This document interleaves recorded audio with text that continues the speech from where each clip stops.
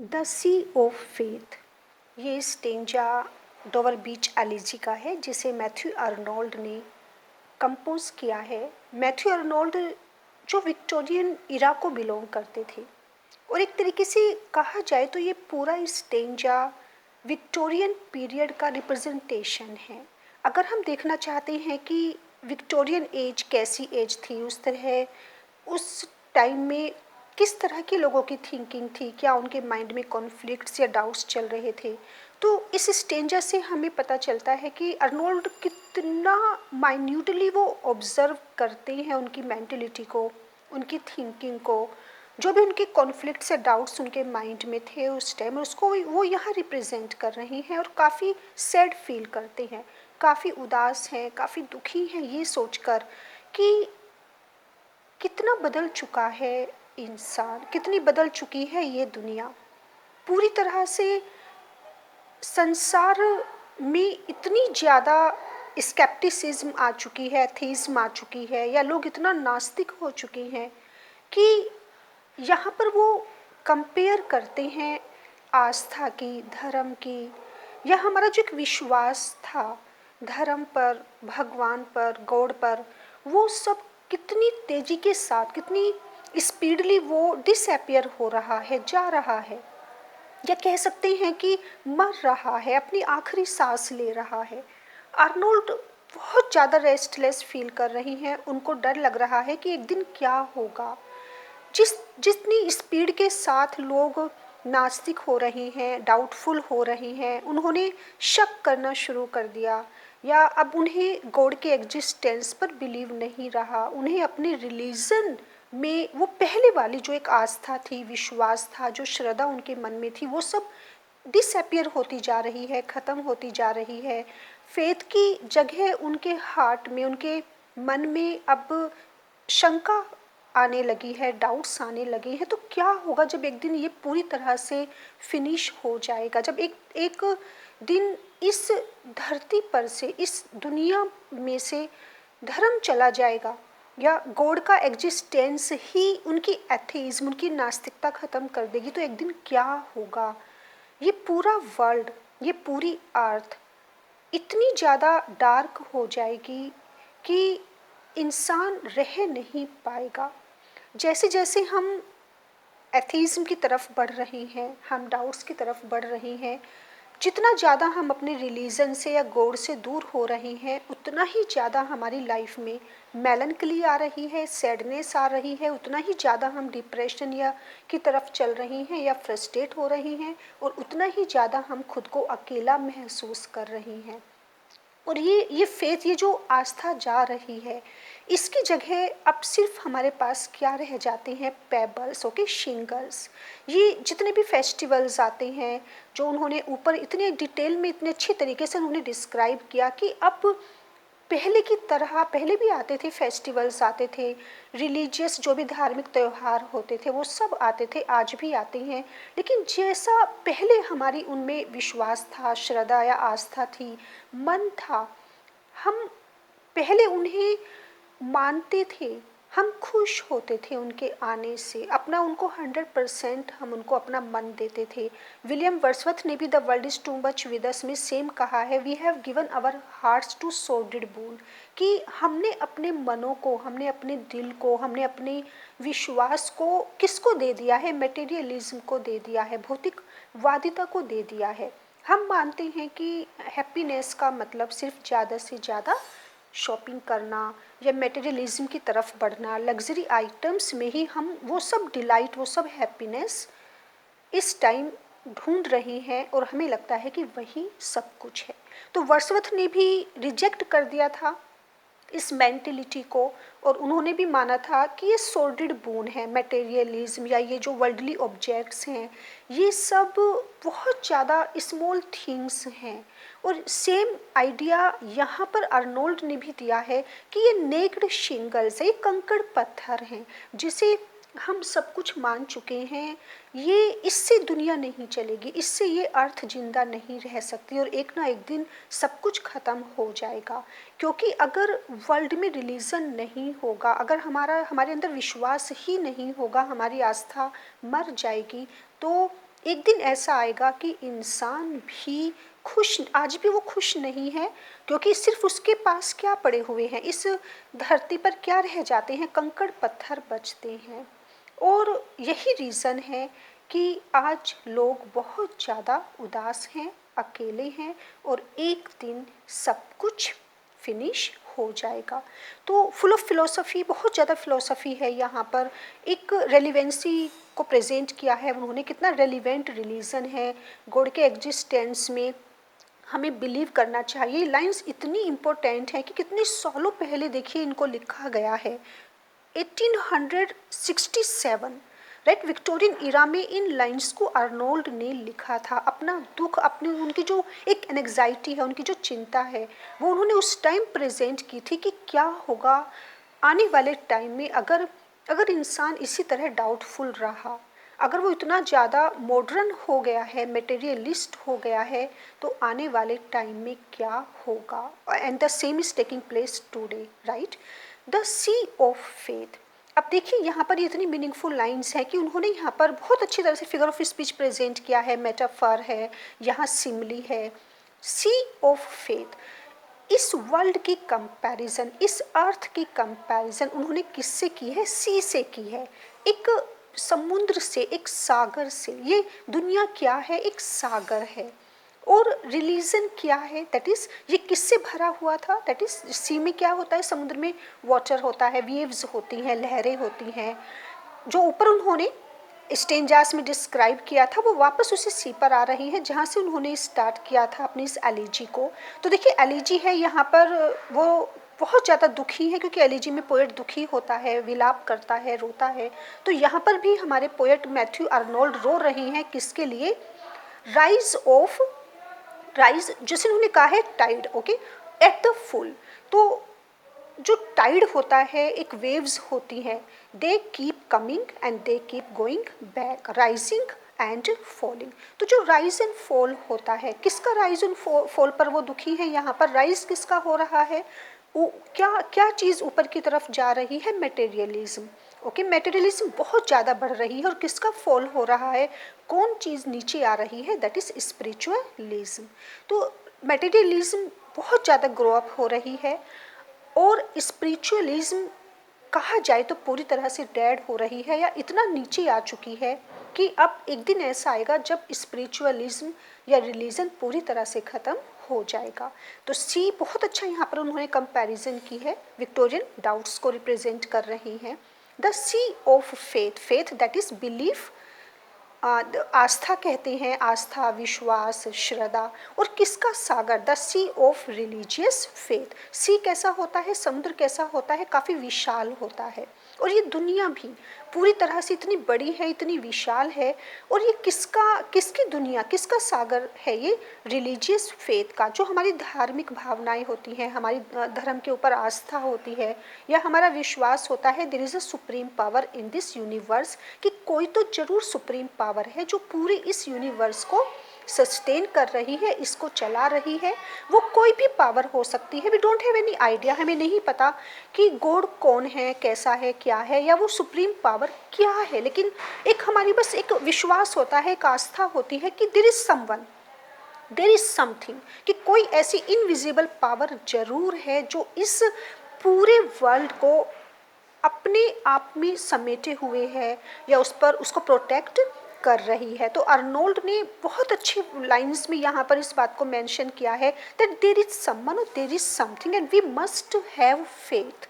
चाहे हमें ना पता हो, लेकिन डाउट नहीं करना चाहिए, हमें उस पर विश्वास रखना चाहिए। और वो विश्वास कहाँ से आता है, जो भी हमारा रिलीजन है, कोई भी हमारा रिलीजन है, कोई भी हमारा पार्टिकुलर कोई भी हमारा रिलीजन है, तो उस पर भी हमें पूरी आस्था बनाए रखनी चाहिए। और यहाँ पर वो एक पार्टिकुलर कंट्री की बात नहीं कर रहे, एक पार्टिकुलर प्लेस की बात नहीं कर रहे हैं, क्योंकि पूरी ह्यूमैनिटी, पूरा वर्ल्ड, पूरा यूनिवर्स यहाँ पर वो प्रेजेंट कर रही हैं। जैसे कि टॉमस ग्रे की एलिजी थी, written in a country churchyard, right. तो सेम उसी तरीके से यूनिवर्सल कह सकते हैं हम इस एलिजी को। The sea of faith was once too at the full, अब देखिए उनकी इसी लाइन में कितनी ज़्यादा उनकी सैडनेस, उनकी टेंशन, उनका एक जो दर्द है, पेन है, वो बाहर आ रहा है कि कभी एक टाइम था, कभी एक ऐसा ज़माना था या कभी ऐसा था कि इस पूरे वर्ल्ड में किसका डोमिनेशन था, फेथ का। इतनी ज़्यादा आस्था थी लोगों के अंदर, इतना विश्वास था कि कभी ये पूरी दुनिया, ये पूरी अर्थ फुल थी, किससे फुल थी? Full of faith, right. पूरी आस्था थी, पूरे विश्वास से भरी हुई थी और वो इतनी स्ट्रोंग उनका विश्वास था कि कोई भी उसे तोड़ नहीं सकता था, कोई भी उसे हर्ट नहीं कर सकता था। मीन्स किसी भी तरह का डाउट कभी भी उनके मन में नहीं आता था। वो पूरी तरह से डाउटलेस थे, श्योर थे कि जो भी इनविजिबल पावर है, उनका गॉड है, उनका रिलीजन है, वो उस पर फेथफुल थे और उनके मन में कहीं भी कोई डाउट नहीं था।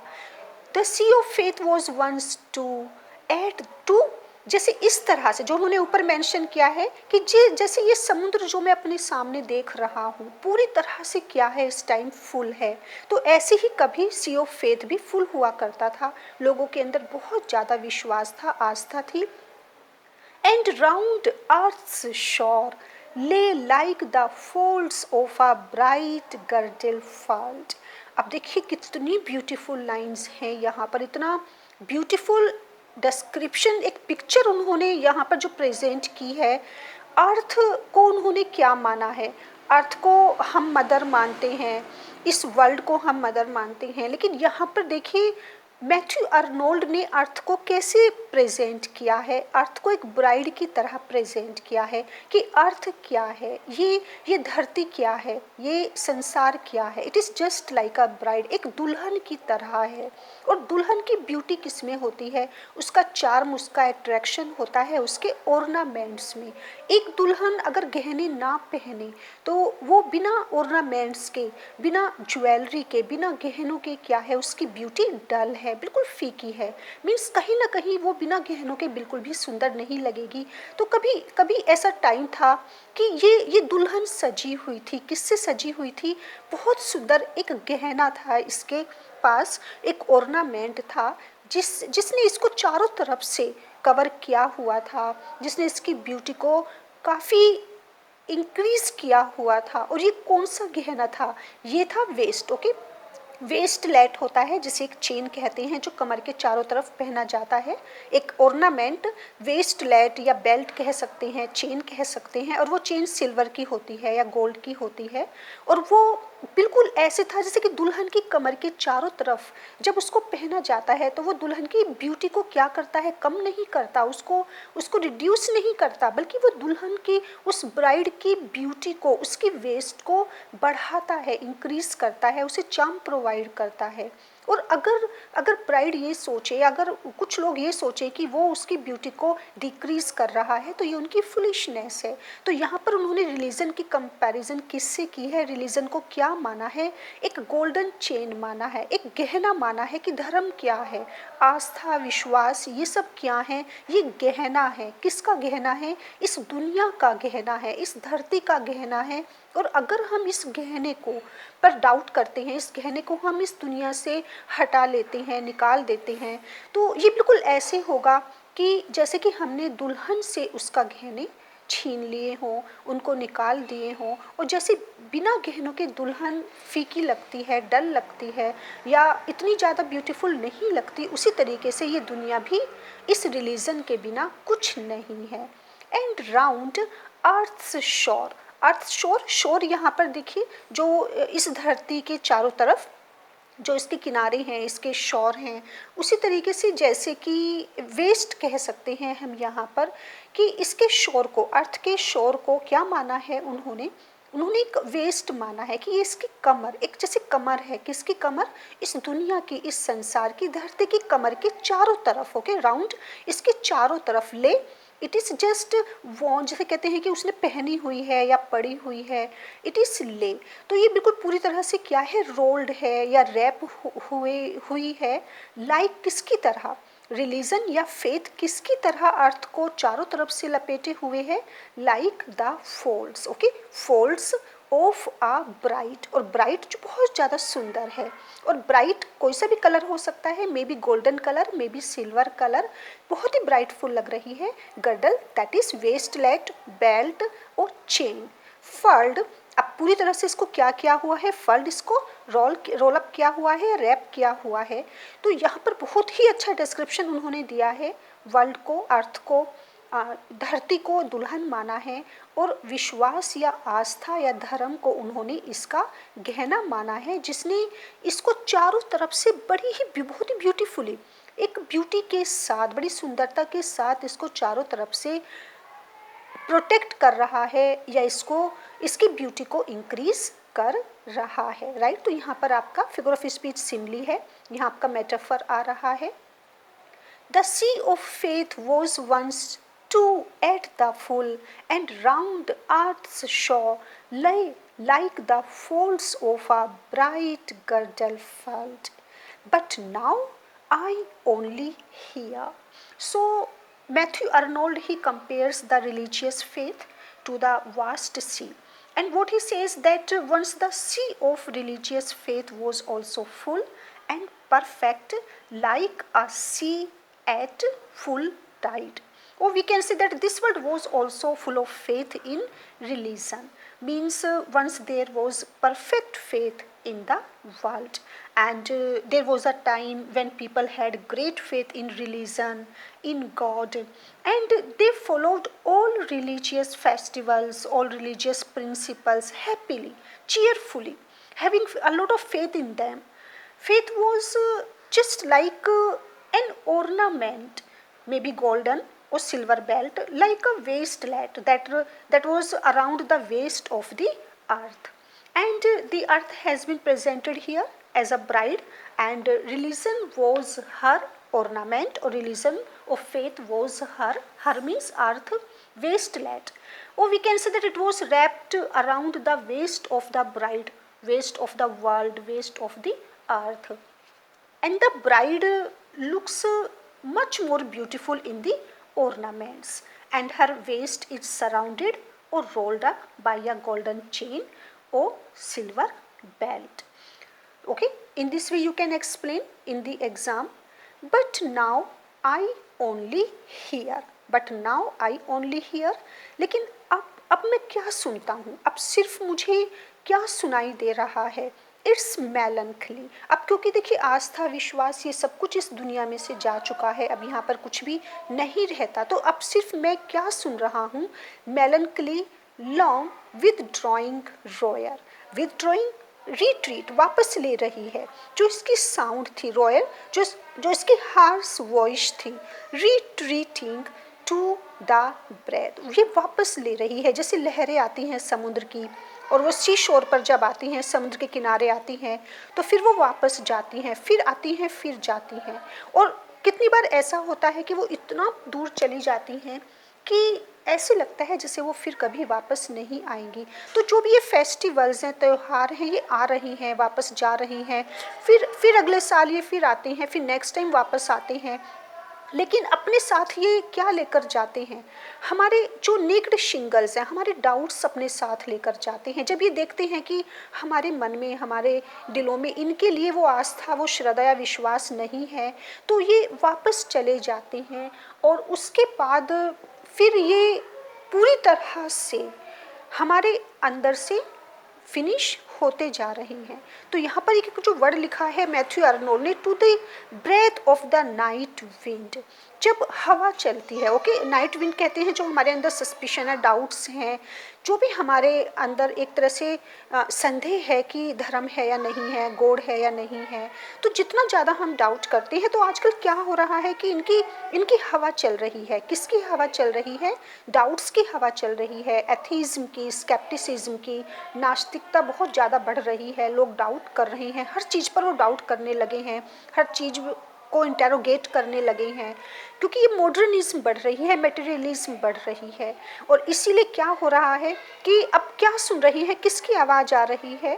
It's melancholy, okay, it's that is the sea of faith, इसकी मेलनकली, इसकी उदासी बढ़ रही है, विद ड्रॉइंग रॉयर, और ये वेव्स क्या कर रही हैं? विदड्रॉ, ये वापस जा रही हैं, retreating to the breath, बिल्कुल जैसे टू द लास्ट, जैसे दम तोड़ना या आखिरी सांस ले रही है। और किसके कारण?